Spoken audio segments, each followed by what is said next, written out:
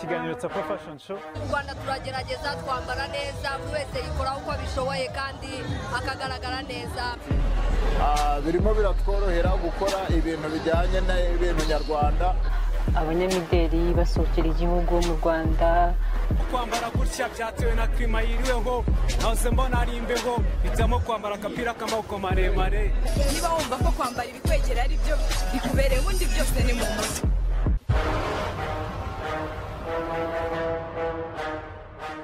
Karibu kandi mu kiganiro Tsapa Fashion Show, aho tubagezaho amakuru agezweho ajyanye n'imyambarire ndetse n'ubuzima bwa buri munsi. Muri kumwe nanjye Mugabe Ahmed ndetse na Kanyana Anita. Iki rero kikaba ari ikiganiro Tsapa Fashion Show. Duhereye rero mu gice cyacu aricyo Fashion and Lifestyle News, rero tukaba dufitemo ayahe makuru Anita? Tukaba dufitemo amakuru aryoshye kandi anyuze ugutwi. Noneho ese munyarwanda waba uzi ko Perezida wa Repubulika w'u Rwanda Paul Kagame ari mu baperezida bamwe bambara neza, yaba ari mu mugabane wacu wa Afurika cyangwa no ku isi. Nyakubahwa Perezida wa Repubulika akaba ari mu baperezida bambere bambara neza. Reka dukurikire byinshi kuri iyi nkuru. Umukuru w'igihugu nyakubahwa Perezida Paul Kagame agaragara mu baperezida bambara neza ku isi. Ibyo bituruka ku bigaragara biranga imyambarire ye nk'umuyobozi w'igihugu, bikanamutandukanya n'abandi bayobozi. Uyu munsi mu kiganiro Tsapa Fashion Show twabateguriye ibintu bitatu bigaragara mu myambarire ya nyakubahwa Perezida Paul Kagame bituma agaragara neza kurusha abandi baperezida. Nk'uko tubikesha Taarifa.rw, umuyobozi mukuru w'igihugu cyacu cy'u Rwanda nyakubahwa Perezida Paul Kagame, tugendeye ku bigaragara mu myambarire ye, icyambere kigaragara nuko yambara karuvate ntoya mu bugari cyangwa ziringaniye bikamubera cyane, kuko abihuza na taye ye ndetse na costume yambara bakunze kwita sirmezire. Ibyo bikamushira mu bakuru b'ibihugu bambara neza cyane ku isi. Ikindi kigaragara mu myambarire y'umuyobozi w'igihugu cyacu cy'u Rwanda Paul Kagame ni itandukaniro ry'amabara. Itandukaniro ry'amabara y'imyenda wambaye ni kimwe mu bintu byongera imirimbire y'umuntu wifuje guhuza amabara mu myambarire ye akaberwa. Iyo witegereje imyambarire y'umukuru w'igihugu Paul Kagame usanga itandukanirizo ry'amabara ari kimwe mu biranga imyambaro yambara, cyane nk'aho usanga karuvate, ishati cyangwa costume aba yambara amabara atandukanye ariko yuzuzanya. Ibyo bigatuma agaragara neza aho agiye hose. Ikigaragara kindi, inkweto yambara zijyana cyane n'imyambaro aba yambaye, bikanoza cyane imyambarire ye. Icya gatatu kandi ari nacyo dusorejeho kuri uyu munsi kigaragara mu myambarire y'umukuru w'igihugu nyakubahwa Perezida Paul Kagame ni umwambaro umukwiriye neza cyangwa sirmezire mu rurimi rw'amahanga. Ni kimwe mu bintu by'ingenzi bituma ugaragara neza cyane mu myambarire yawe. Iyo urebye nyakubahwa Perezida Paul Kagame aho tumubona hose, usanga mu bintu bigaragara mu myambarire ye bigatuma agaragara mu bakuru b'ibihugu bambara neza cyane ku isi yose. Ni byinshi cyane dusanzwe twigira ku mukuru w'igihugu cyacu nyakubahwa Perezida Paul Kagame. Nk'abanyarwanda ni irindi somo twakura ku myambarire y'umukuru w'igihugu cyacu cy'u Rwanda. Cyane cyane ku gitsina gabo, mbere yo gutoranya karavate wambara banza wite ku miterere y'umubiri wawe nk'uko twabibonye ku mukuru w'igihugu nyakubahwa Perezida Paul Kagame.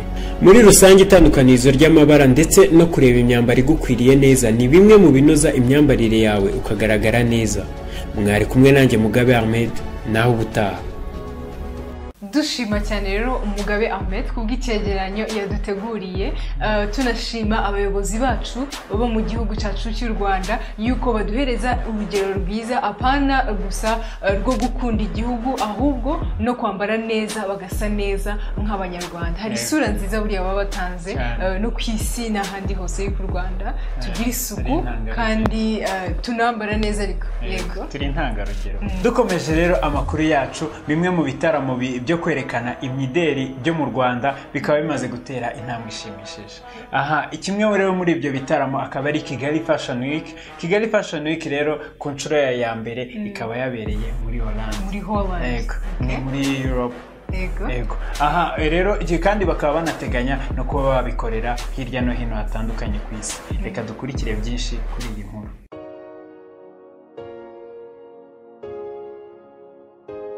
Kuva mu mwaka wa 2011 kugeza ubu hashize imyaka igera ku 8 mu Rwanda tumenyereye ibitaramo byinshi bitandukanye byo kwerekana imideri twita fashion shows mu rurimi rw'amahanga. ku nshuro ya mbere yateguriwe ndetse inabera i Bwotamasimbi kandi iteguwe n'Abanyarwanda. Ibyo bitaramo bya Kigali Fashion Week byabaye mu mpera z'ukwezi kwa gatatu n'ukwa kane gutangira. Umukuru wa Kigali Fashion Week aratubwira impamvu bahisemo gukorera hanze. Well, international, you see, any brand has to grow. I always give an example. Ushobora kwibaza impamvu tujya hanze, ariko urebye neza buriya buri ruganda rukenera kubaka izina ryarwo. Mercedes Benz ni uruganda rwo mu Budage, ariko inaha turazifite ndetse n'ahandi hantu hose ku isi. My intention was to grow the brand. That's first and foremost. Intumbero yanjye yari ukuzamura Kigali Fashion Week ituruka mu Rwanda ikaba igikorwa mpuzamahanga. Icya kabiri cyari kuzamura isoko ry'imyambaro ry'inaha mu Rwanda rikareka kuba iry'inaha gusa ahubwo rikaba mpuzamahanga. Ibyo rero bigafasha abahanzi b'imideli, abayerekana ndetse n'abandi bose babigiramo uruhare kuba babona utuzi twisumbuyeho kurusha utwo bari basanzwe bafite mu gihugu kimwe. Ikindi kwari ukureba intera dushobora kugeraho turamutse tugerageje isoko mpuzamahanga nk'Abanyarwanda, kwagura ibikorwa byacu bya fashion tukabijyana ku isi hose mu izina ry'igihugu cyacu cy'u Rwanda. Ikindi kandi kwari ugukurura inganda zo hanze zikaza zikaganira n'abahanzi b'imideli b'inaha ndetse nabo bakaba bajyayo. Ese ni ukubera iki twe tutakora inganda zigakomera nka za H&M ndetse n'izindi zose? Twanaganiriye n'umwe mu banyamideli atubwira uko byari bimeze. Kigali International Fashion Week yagenze neza cyane. Niba navuga cyane, yagenze neza cyane pe kurusha uko twari tuyitegereje. Mbese muri makeya twaratunguwe n'akazi gashimishije. Kigali Fashion Week team ifatanyije n'ambassade y'u Rwanda, aba Holland na Belgium bakoze akazi gashimishije. Nka designs zacu kubera ko tuba inspired ku bintu bitandukanye n'iby'abantu b'i Burayi, byarabatunguraga bikabatangaza, ugasanga barimo kugenda batubaza ese ku mwenda uyu n'uyu ni iki cyakwensipiye kuwukora gutya. Ugasanga bishimiye cyane kubona creativity iri behind African designers, precisely Rwandan designers. Nubwo byagenze neza, John Bunyeshuri umukuru w'iki gikorwa aratubwira imbogamizi bahuye nazo. Urebye imbogamizi zari ingendo kubera ko twakoreraga mu bihugu bitatu bitandukanye, Ububiligi, Ubuholandi ndetse n'Ubwongereza. Ikindi byari bigoye kugira ngo uzabone umuntu wizera, cyane ko muri buri gihugu twari dukeneye itsinda ry'abantu badufasha kubitegura. Great challenges. Apart from that, getting sponsors and kubona abaterankunga ndetse n'abafatanyabikorwa wasangaga nabyo byaratubereye imbogamizi, cyane cyane ko iki gikorwa cyacu ari ubwa mbere cyari kigiye kubera. Was a mixture of good and bad. Iki gikorwa nubwo cyatugoye, umusaruro wavuyemo twarawishimiye. Muri rusange isomo nakuye mu gutegura kino gikorwa ni uko buri gihe iyo ufite intumbero nziza ntucike intege ugakomeza, byanze bikunze uyigeraho. If you have a vision, you just have to keep going. Ni isomo rikomeye ku bindi bitaramo mu rwego rwo guteza imbere abanyamideli bo mu Rwanda. Jenari Mugabe Ahmed, ikiganiro Tsapa Fashion Show kirakomeje.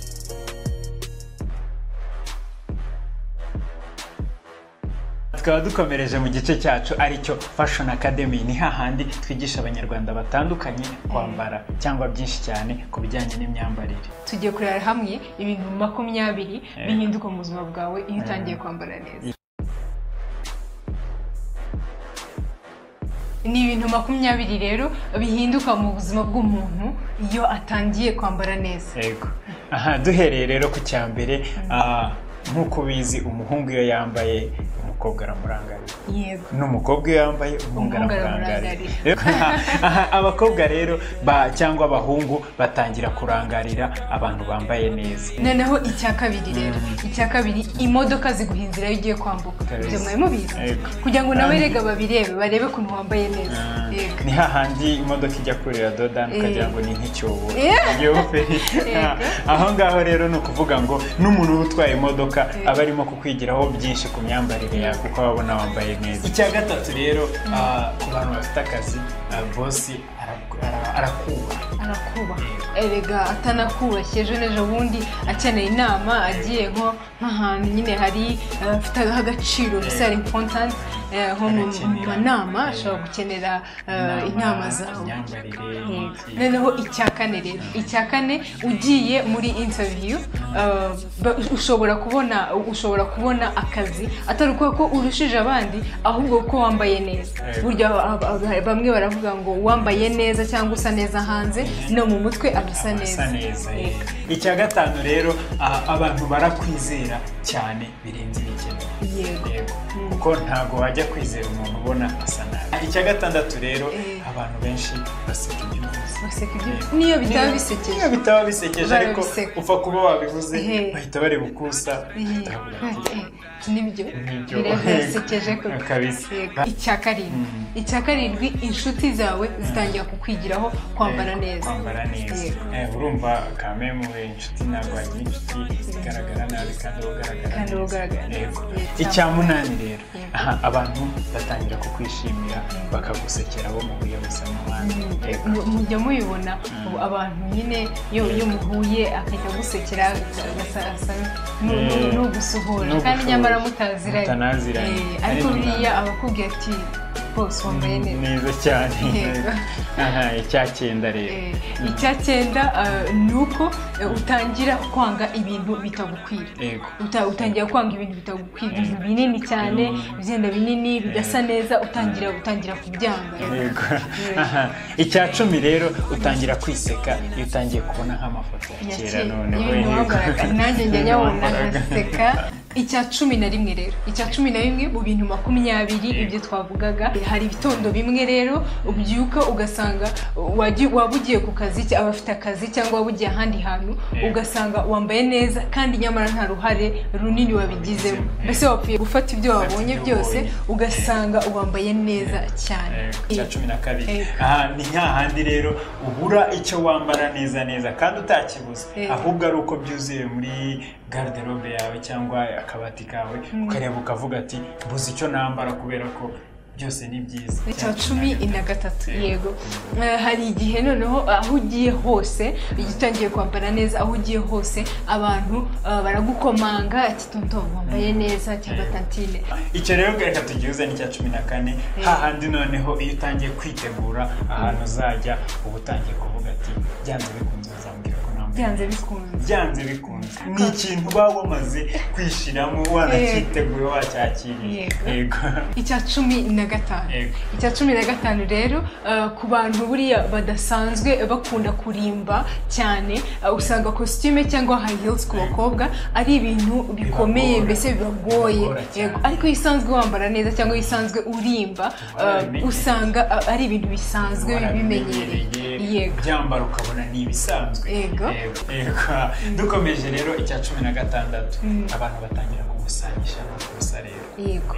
Kwa kundi waberetse ugaragara inyuma, noneho batangira kuvuga bati no mu mico no mu bwenge byose ni kimwe. Noneho icya 17 utangira kubona imyenda myinshi yo gutanga.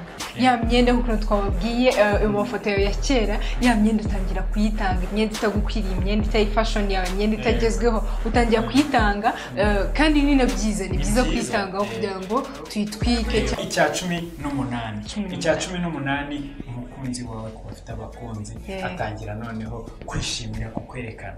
Atangira kukwirata mu nshuti ze, ku babyeyi be, mu bavandimwe be, atangira kumva ko ese uyu muntu ni proud cyangwa mfite icyizere cyo kuba namwerekana. Icya 19 mu bintu 20 twavugaga cyangwa tukiri kuvuga bihinduka mu buzima bwawe iyo watangiye kwambara neza. Noneho inshuti zawe zitangiye guhinduka. Yego, iyo ufite inshuti nyine bambara ukuntu bya gangster nawe utangiye kwambara amakositime, utangira gushaka babandi nabo bambara amakositime kugira ngo banakubwire n'aho badodeshereza cyangwa bazikura nabo. Yego. Icya 20 rero abantu batangira kukwita. Yego, wari wabona hahandi umuntu aza akareba ukuntu wambaye akavuga ati uyu muntu agatangira kumva ko kandi nyamara mutaziranye yagera no mu biganiro n'abandi bari kumwe ukumva aravuze ati Anita Kanyana ni inshuti yanjye magara. Ibyo rero byari ibintu 20 twavugaga cyangwa tuboneye hamwe bihinduka mu buzima bwawe iyo watangiye kwambara neza. Rero we wadukurikiye n'ubona umuvandimwe wawe cyangwa umushiti wawe ukubaza se kwambara neza bimara icyo uzambwiye tuzarebe kuri Tsapa Fashion Show. Ikindi gice gikurikiye rero akaba ari interviews. Tukaba turi burebere tukaba turi bwumve cyangwa turi bugirane ikiganiro na Rachel. Uwo Rachel rero mu kiganiro kinini twaganiriye ni umumodo, mbese ni umuntu ukora umwuga wo kwerekana imyambarire cyangwa imideli.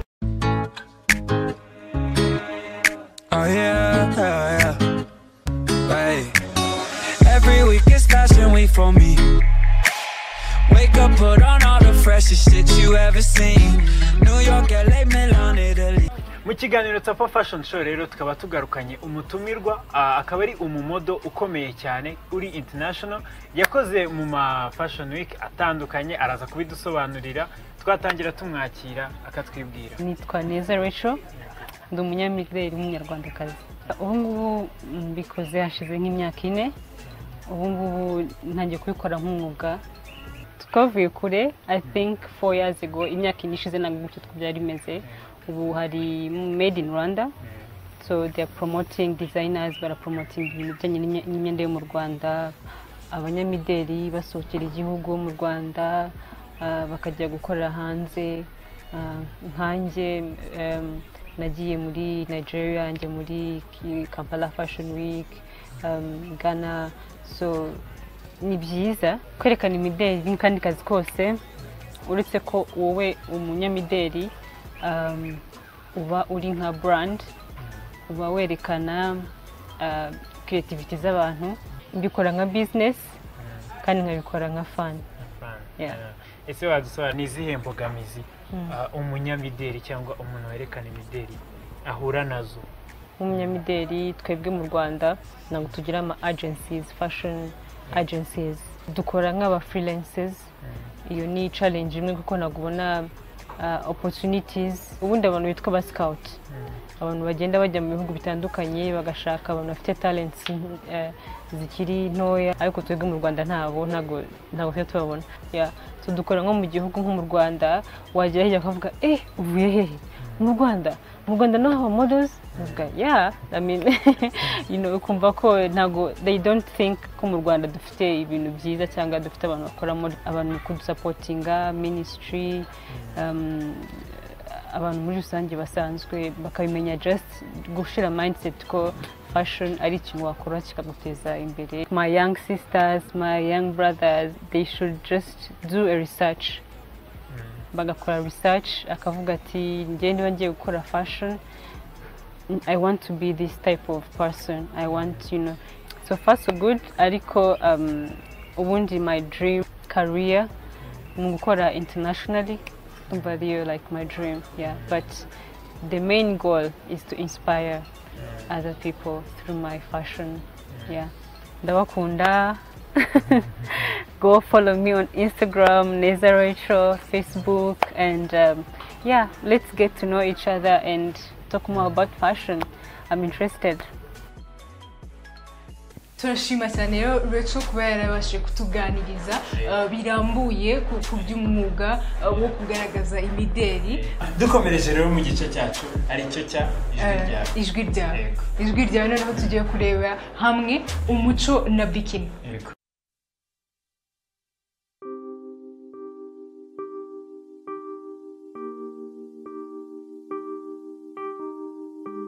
Byagiye bivugwa ko abanyarwandakazi bitabira amarushanwa ya Nyampinga ariko mpuzamahanga. Byagiye bigaragara ko banga kwambara umwambaro wo kogana cyangwa se wo kuri piscine bita bikini.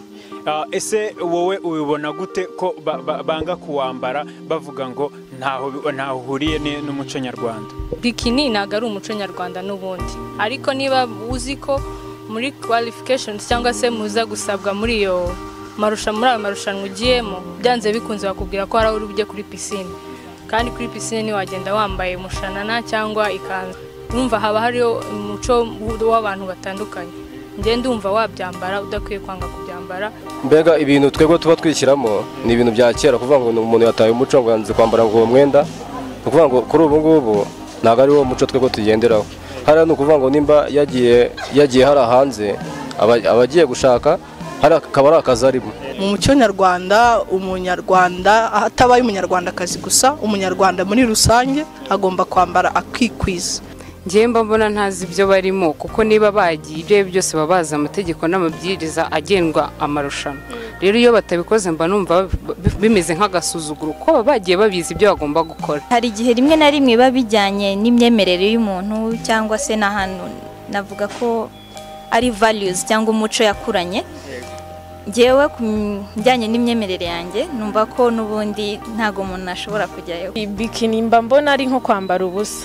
Rero impamvu bagerayo ntibabyambare nuko baba batarabimenyeye. Ese urumva bagera ku cyo bagiye kureba, abo bagiye guhangana nabo bo babasha kubyambara, abo ntibabyambara, urumva byakunda. Mbona n'ukuri aho kugira ngo ujye kugenda ahantu bigukoze isoni, wagumana umuco nyarwanda, niyo mbona byaguhesha agaciro, akabona ko n'u Rwanda aho bavuye afite uburere bwiza. Amarushanwa ni amarushanwa, kandi baravuga ngo almost is not enough. Nimba yatsinze irushanwa rya mbere agatsindira irya kabiri, bikageraho bimusaba ko yagera kuri iyo bikini ntayambare bigatuma yatsindwa. Ntekereza ko wenda ahubwo wenda yashaka ubundi buryo ngo twagiye tubona abanyampinga bamwe babikora, akaba ari iyo bikini ariko ufite ukuntu design inze bitewe n'imyumvire ye.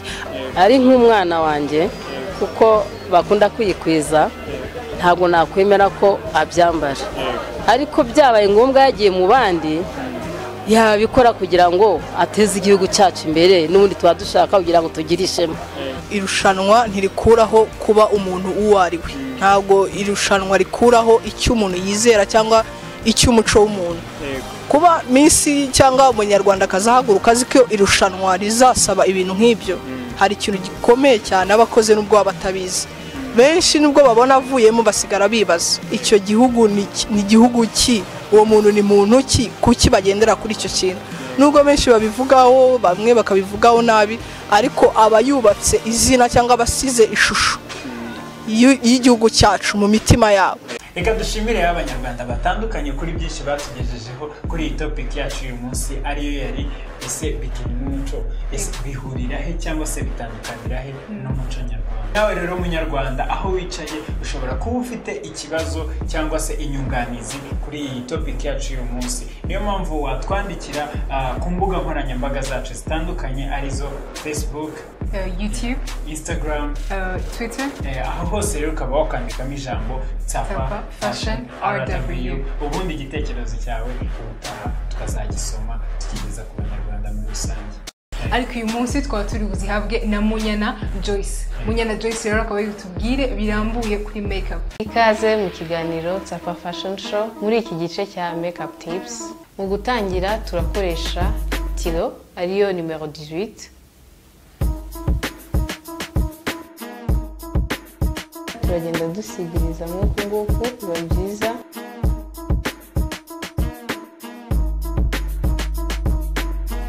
Aha ngiye gukoresha eyeliner ya Kylie ituma ahangaha imbere ingohe zitagaragara cyane.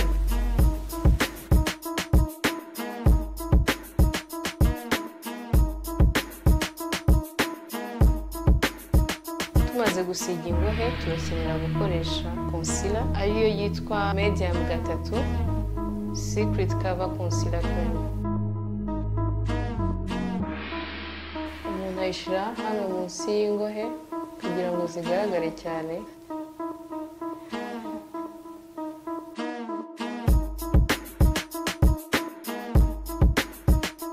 Nyuma yo gusiga concealer ubu murabibona yuko bigenda bigaragara neza. Tugiye gukoresha iyi brush, izi brush ndakoresha iyi ngiyi ku ngohe kugira ngo dusokoze.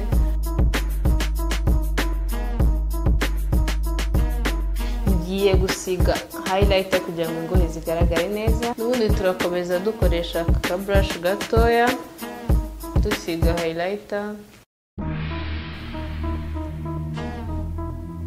Urabona ko highlighter igaragara neza.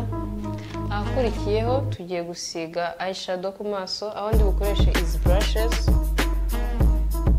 Tugiye gukoresha nude eyeshadow palette, iyi nayo yitwa Pro Concealer.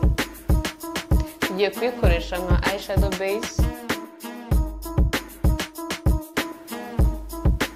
Mbere yo gusiga eyeshadow ni byiza yuko ubanza gushushanya aho ugiye kuyishyira.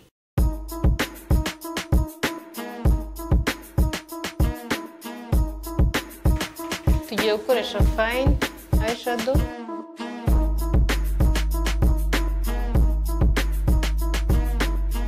Tugiye gukoresha akamwaka k'umukara ko turi bushira inyuma.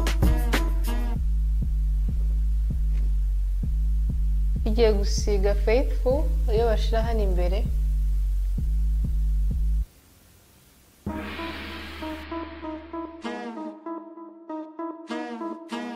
Tugiye gukoresha eyeliner ya Kiss Beauty, ariko aka karongo ko nasize aha ngaha gatuma amaso agaragara neza.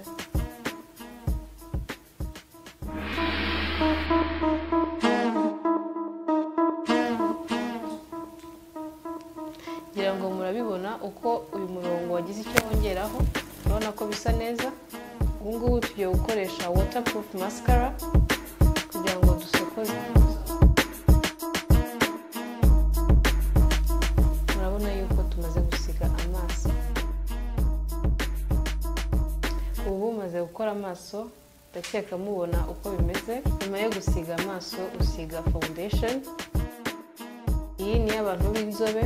Ubundi foundation ifasha umuntu wese wisize makeup kugaragara neza, cyane cyane ku bantu bafite uruhu rufiteho inkovu cyangwa ibiheri. Bituma uruhu rwabo rusa hose, bityo bagasa neza nk'uko babyifuza.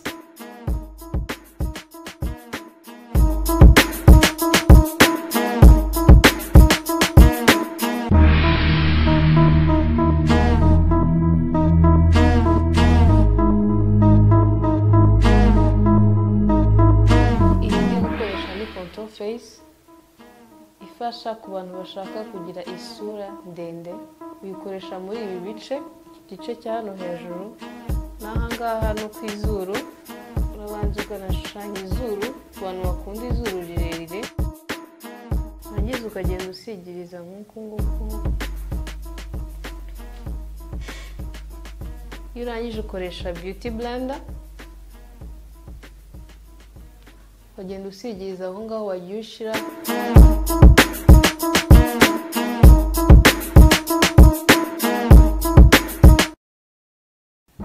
Nyuma yo gukoresha contour face, mushobora kureba yuko isura yabashije guhinduka nk'uko mubibona. Igikurikiyeho tugiye gukoresha bronze yo kugira ngo tuyikoreshe ku izuru, ku munwa ndetse no ku matama, kugira ngo isura ibashe kubaho ndende kurushaho. Tugiye guhera ku izuru no ku munwa.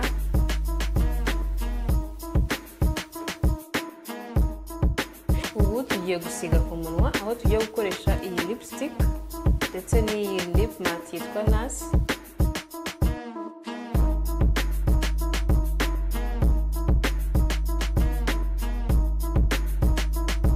Nk'uko mubibona nazivanze zavuyemo ikintu cyiza cyane. Murabona yuko bisa neza.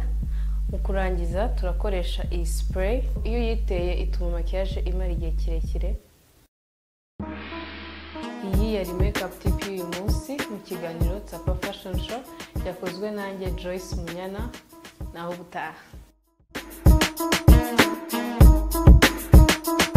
Reka rero tugere ku musozo w'iki kiganiro, ariko uramutse ukomeje kwifuza gukomezanya natwe buri cyumweru cya buri munsi, wadukurikirana ku mbuga nkoranyambaga zacu arizo wandikamo Tsapa Rwanda kuri Twitter ndetse na Tsapa Fashion RW kuri Instagram, Facebook, YouTube, ariho wandika ijambo Tsapa Fashion RW. Reka rero twishime, tunabashimire cyane mwese banyarwanda bo muri hose, tunabasezera ati naho ubutaha. You really feel that bad, yeah, yeah. Every week is Fashion Week for me. Wake up, put on all the freshest shit you ever seen. New York, LA, Milan, Italy.